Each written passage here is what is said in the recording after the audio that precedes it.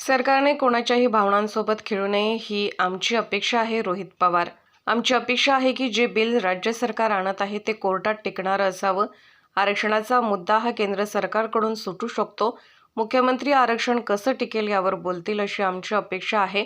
आमची इच्छा आहे. आरक्षण हे मिळालंच पाहिजे. सरकारने कोणाच्याही भावनांसोबत खेळू नये हीच अपेक्षा आहे. पण असं होतं का म्हणजे जर एकच दिलं तर ते सँक्शन होतं असं?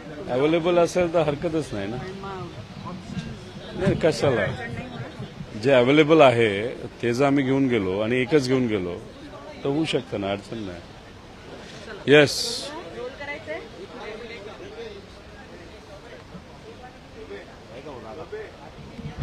आहे दिसेल का नाही हा विषय.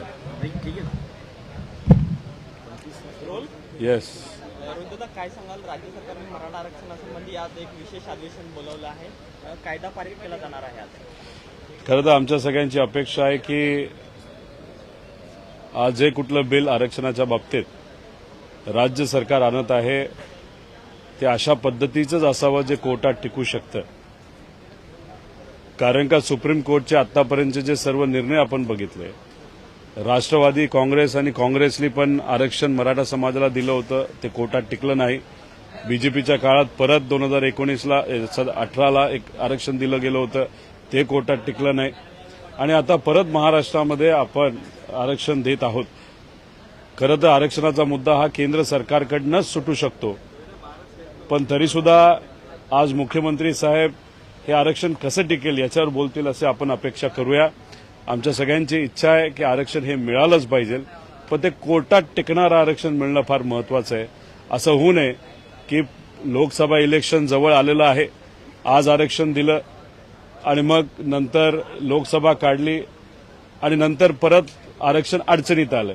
त्यामुळे या दृष्टिकोनातून सगळ्या गोष्टीचा विचार करावा आणि कोणाच्याही भावनांच्या बद्दल सरकार खेळू नये एवढीच अपेक्षा आम्ही सर्वजण करतो. आज केवळ मोजक्याच नेत्यांना, काही गटनेत्यांनाच बोलण्याची संधी मिळणार आहे असं कळतं आहे. असं जर झालं आणि तुम्हाला बोलण्याची संधी मिळाली नाही तर आम्ही आमचं नाव देणार आहोत. आम्ही विनंती करणार आहोत की आम्हाला बोलण्याची संधी द्या. पण आता अध्यक्ष महोदय त्या बाबतीत काय करतील आपण बघू. आम्ही म्हणजे मी असेल, सर्व पक्षातले जे आमदार आहेत सगळ्यांनाच बोलायचं आहे. त्यामुळे अपेक्षा करूया सगळ्यांना बोलून दिलं जाईल. काल निकाल आलेला आहे. सर्वोच्च न्यायालयाने काही महत्वाच्या बाबी नोंदवलेल्या आहे. 7 दिवसाचा अवधी दिलाय निवडणूक आयोगाला. ज्यावेळेला तुम्ही अर्ज करणार त्यावेळेला 7 दिवसाच्या आत चिन्ह द्यायचं आहे. कधी केला जाणार आहे अर्ज आणि कुठले कुठले ऑप्शन्स तुमच्याकडे दिले जाणार? नाही, निकाल आदरणीय पवार साहेबांच्या बाजूने दिला त्यासाठी मी मनापासून कोर्टाचा आभार व्यक्त करतो. पण आमच्या विरोधात जो युक्तिवाद वकिलाकडनं होत होता म्हणजे अजितदादांच्या गटाचा, तर ते वकील असं बोलत होते यांना पार्टीही देऊ नका, त्यांना चिन्हही देऊ नका, म्हणजे उद्या जाऊन भाजपबरोबर हे गेले यांचा अहंकार इतका वाढेल की जगण्यासाठी यांना जो ऑक्सिजन लागतोय तोही देऊ नका, अशी शिफारस कदाचित हे करू शकतील. जो आमचा संविधानाने दिलेला हक्क आहे तो देण्याकरिता नकारात्मक भूमिका त्यांचे वकील घेत होते. पण सुप्रीम कोर्टाने आमच्या बाजूने निकाल दिलेला आहे. आम्ही आता इलेक्शन कमिशनकडे चिन्हासाठी जाणार आहोत. चिन्ह हे इलेक्शन कमिशन आम्हाला पुढच्या 7 दिवसात देईल आणि येणारी लोकसभा आणि विधानसभा सुद्धा आम्ही त्याच चिन्हावर आणि नवीन पार्टीच्या नावावर तिथे लढणार आहोत. सर, महायुतीचा फॉर्म्युला ठरलेला आहे आगामी लोकसभा निवडणुकीसाठी. त्यामध्ये कुठेतरी राष्ट्रवादीला म्हणजे अजित पवार गटांना 4 जागा दिल्याची चर्चा आता देखील सुरू झाली आहे. त्यावरती कुठेतरी छगन भुजबळ नाराज झालेले दिसतात.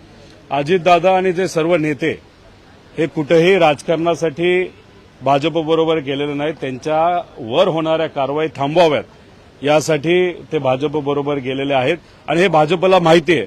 म्हणून हळूहळू तुम्ही बघा भाजप यांना इतकं दाबणार की विधानसभेला कदाचित त्यांना सांगतील की तुम्हाला 10-20 जागा दिल्या जातील, नाहीतर तुम्ही भाजपबरोबर लढा. ही परिस्थिती हळूहळू ही अजितदादा आणि त्यांच्या सर्व नेत्यांची, त्यांच्या पक्षाची ही होताना आपण सर्वजण बघू. आणि तुम्हाला आश्चर्य वाटणार नाही, येत्या काळामध्ये अजितदादा कदाचित एकटे पडतील आणि त्यांच्या आसपास असणारे जे सर्व नेते आहेत, जे कानामध्ये दिवसा आणि संध्याकाळी नुसतं विष पेरत असतात, ते कदाचित दादांबरोबर राहतील का नाही असाही प्रश्न खरं तर डोळ्यासमोर आहे. त्यामुळे दादांना 4 वरच कुठेतरी थांबावं लागेल हे कुठे ना कुठेतरी दिसतंय. तसं एकनाथ शिंदे साहेबांचं सुद्धा झालेलं आहे. त्यांच्याकडे उद्धव ठाकरे साहेबांचे प्रमुख खासदार हे जाऊन सुद्धा त्यांना 10च्या पुढे जागा मिळणार नाही असं चित्र तिथं दिसतंय. भाजप नेहमी पक्षांना संपवतं, मित्र पक्षालाही संपवतं. त्यामुळे या दोन्ही पक्षाला विधानसभेला कुठेही जागा दिली जाणार नाही असं आम्हाला सगळं वाटतं. आणि 2024 नंतर हे पक्ष राहतील का असाही प्रश्न सामान्य लोकांना पडायला लागलेला आहे. या ठिकाणी शरद घर पवारांची वापसी होईल का? तुम्ही ज्या पद्धतीनं म्हणताय की पक्ष राहणार नाही, 4च माणसं राहतील अजित पवारांकडे, तर मग जे उरलेले आता त्यांच्यासोबत गेलेले आहे त्यांची घर वापसी होईल का नाही, का ते भाजपमध्ये विलीन होतील? आदरणीय पवार साहेब या बाबतीतला निर्णय घेतील. काही आमदार असे आहेत की जे तसे विचाराने चांगले आहेत पण त्यांना धमकी देऊन तिथं घेऊन गेलेले आहेत. कदाचित त्यातले बहुतांश आमदार हे परत आदरणीय पवार साहेबांकडे या लोकसभेमध्ये नाही तर विधानसभेमध्ये येतील असं आपल्या सर्वांना बघायला मिळेल. पण जे नेते खालच्या पातळीवर जाऊन भाजपची भाषा बोललेले आहेत त्यांना घ्यायचं का नाही याचा निर्णय आदरणीय पवार साहेब घेतीलच.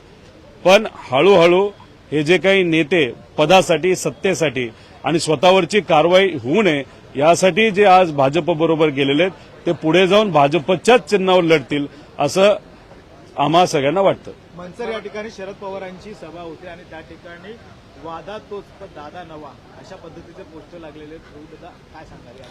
कार्यकर्ते प्रेमापोटी काय बोलतात हे आपल्याला सांगता येणार नाही. आता फक्त ही लढाई विचाराची आहे, कुठल्याही नेत्याची नाही. आणि आदरणीय पवार साहेब तिथं आम्हा सगळ्यांना घेऊन लढत आहेत, लोकांच्या ताकदीवर लढत आहेत.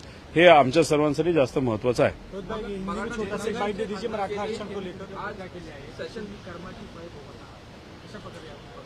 म्हणजे कशाबद्दल?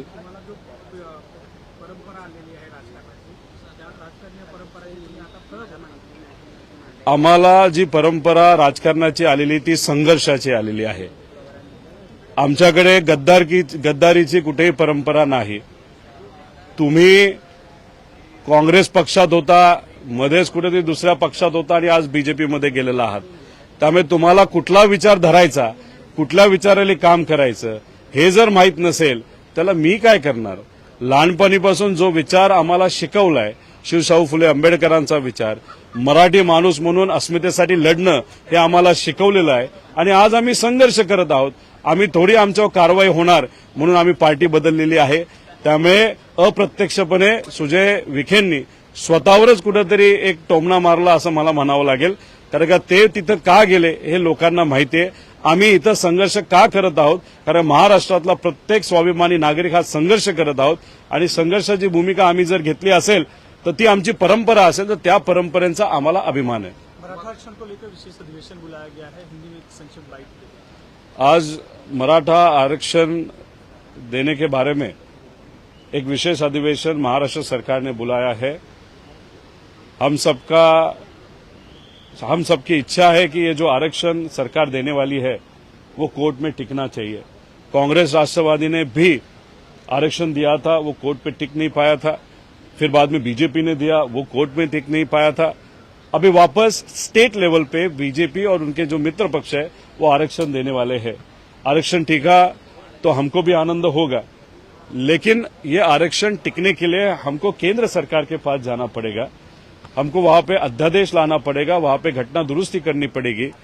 लेकिन फिर भी मुख्यमंत्री साहब आज क्या बोलते हैं वो थोड़ा सा देखने की बात है. उसके बाद ही हम कुछ कह पाएंगे. लेकिन अगर आज आप आरक्षण दोगे और उसमें अगर आप सिर्फ लोकसभा का इलेक्शन निकालने के लिए आरक्षण दोगे और बाद में आरक्षण टिकने ही नहीं वाला होगा तो ये युवाओं पे अन्याय हो सकता है. इसलिए विनती है सरकार को, कोर्ट में टिकने वाला ही आरक्षण उन्होंने देना चाहिए. इलेक्शन कमीशन ने कहा है 7 दिन में, सुप्रीम कोर्ट ने कहा है इलेक्शन कमीशन को कि 7 दिन आपके आवेदन करने पर 7 दिन के अंदर. अभी इलेक्शन कमीशन जो बीजेपी का एक डिपार्टमेंट हुआ है उनको सुप्रीम कोर्ट ने कहा है कि अभी पवार साहब की जो पार्टी है उसका भी चिन्ह भी आपको देना पड़ेगा. एक अच्छा निर्णय कल हुआ. जो वकील दादा के तरफ से लड़ रहे थे, अजीत दादा की तरफ से, उनका तो कहना था इनको पार्टी भी मत दो और उनको चिन्ह भी मत दो. मतलब ये लोकशाही है कि नहीं, या ये वकील को लोकशाही के बारे में कुछ मालूम है कि नहीं, ये भी नहीं मालूम. लेकिन सुप्रीम कोर्ट ने निर्णय उचित दिया है. अभी हम इलेक्शन कमीशन के पास गए हैं और 7 दिन में हमको नया चिन्ह मिलेगा जिसपे हम लोकसभा और विधानसभा लड़ेंगे.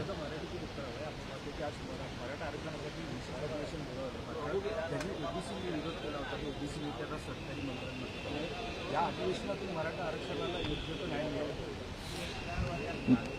महाराष्ट्रातल्या तमाम नागरिकांची इच्छा आहे मराठा समाजाला आरक्षण मिळालं पाहिजे, धनगर समाजाला आरक्षण मिळालं पाहिजे, लिंगायत समाज, मुस्लिम समाजाला आरक्षण मिळालं पाहिजे. पण सगळ्यांचं मत असं आहे की आरक्षण कोर्टामध्ये टिकणारं असावं. कोर्टात केंद्रात आरक्षण आपल्याला द्यायचं असेल तर 50% आरक्षणाच्या मर्यादेच्या पुढे जाऊन आपल्याला ते टिकवावं लागेल आणि ते करायचं असेल तर आपलं केंद्र सरकारकडे जावं लागेल. त्यामुळे केंद्र सरकारकडे जाऊन हा विषय संपू शकतो. पण आज मुख्यमंत्री साहेब कसं भाषण करतात, हे कोर्टात आरक्षण मराठा समाजाचं कसं टिकू शकतं हे आपल्या सर्वांना बघावं लागेल. त्यामुळे मुख्यमंत्री साहेबांचं भाषण झाल्यानंतर काय मुद्दा मांडतायत, कशा पद्धतीने हे आरक्षण देणार आहेत, त्याच्यामागे गायकवाड आयोग जो होता त्याच्यामध्ये जे सुप्रीम कोर्टाने ताशेरे ओढले होते, तर मग ते जे काही त्रुटी होत्या त्या आत्ताच्या वेळेस त्या भरून काढल्या गेल्या आहेत का, त्या बाबतीत जे काही सर्वेक्षण झालं ते 15 दिवसात झालं. दुर्दैवाने त्याच्यामध्ये सुद्धा काही प्रमाणात त्रुटी वाटतायत. तर ते टिकणारं सर्वेक्षण आहे का, कोर्ट ते मान्य करेल का, या सगळ्या गोष्टींकडे आपल्याला बघावं लागेल. पण आमच्या सगळ्यांची इच्छा आहे की मराठा समाजाला आरक्षण हे मिळालंच पाहिजे आणि त्याच्याचबरोबर धनगर समाज आणि इतरही समाज जे आरक्षणासाठी लढतायत त्यांना सुद्धा न्याय मिळाला पाहिजे. लोकसभा चुनाव के लिए महायुति में जो सीटों का बंटवारा हो रहा है उसमें अजीत दादा गुट को सिर्फ 4 सीट देने की बात हो रही है, इसे किस तरह से देखते हैं आप? उनको अभी लोकसभा में 4 सीट मिलेगी, फिर शायद विधानसभा में 20 मिलेगी या 10 मिलेगी. और जो अजीत दादा के साथ बड़े बड़े नेता अभी वहां पे गए हैं, और क्यों गए हैं तो उनके कार्रवाई नहीं होना चाहिए, उनके ईडी की कार्रवाई हो या दूसरी कार्रवाई हो. अभी आगे जाके देखना पड़ेगा ये जो नेता अजीत दादा के पास अभी है वो दादा के पास रहते कि नहीं वो देखना पड़ेगा. दूसरी बात, आगे जाके बीजेपी की अगर आप स्टाइल देखें तो कभी भी जो उनका मित्र पक्ष होता है उनको वो खत्म कर देता है. और यही चीज एकनाथ शिंदे साहब का जो पक्ष है और दादा का जो पक्ष है उसी के बारे में ये चीज होगी. लोकसभा के लिए सिर्फ उनको टेम्पररी अरेंजमेंट चाहिए. लोकसभा का उनको प्रेशर मोदी साहब से है, अमित शाह साहब से है कि कोई भी करो, कुछ भी करो, पार्टी फोड़ो, फैमिली फोड़ो, लेकिन 40 के आगे हमको सीट चाहिए. एक बार लोकसभा होने के बाद ये दो जो पक्ष है उनका कोई भी फायदा बीजेपी को नहीं होगा. इसलिए आगे जाके उनको महत्व भी इतना दिया नहीं जाएगा.